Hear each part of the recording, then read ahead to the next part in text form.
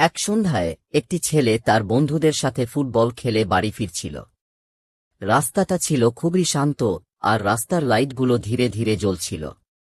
হাঁটতে হাঁটতে সে হঠাৎ একটা অদ্ভুত জিনিস লক্ষ্য করল। তার ছায়াটা একটু অদ্ভুত লাগছিল। প্রথমে সে ভাবল, হয়তো লাইটের কারণে এমন লাগছে। কিন্তু যখন সে হাঁটা থামাল, তার ছায়া তখনও নড়ছিল। তার শরীরের ভেতর দিয়ে ঠান্ডা একটা শিহরণ বয়ে গেল। সে ধীরে ধীরে পিছনে তাকাল, কিন্তু সেখানে কেউ ছিল না। সে দ্রুত হাঁটতে শুরু করল, কিন্তু তার ছায়াটাও যেন আরও দ্রুত নড়ছিল।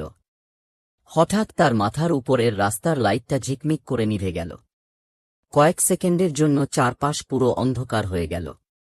তারপর আবার লাইটটা জ্বলে উঠল, আর তখন সে দেখল তার ছায়া নেই। সে একটু স্বস্তি পেল এবং আবার বাড়ির দিকে হাঁটতে লাগল। কিন্তু বাড়িতে পৌঁছে যখন দেয়ালের দিকে তাকাল, সে দেখল তার পিছনে দুটি ছায়া, আর দ্বিতীয় ছায়াটা তার মতো নড়ছিল না। অনেকে বলে, একবার যদি কোনো ছায়া তোমাকে ছেড়ে যায়, সে আর কখনো একা ফিরে আসে না।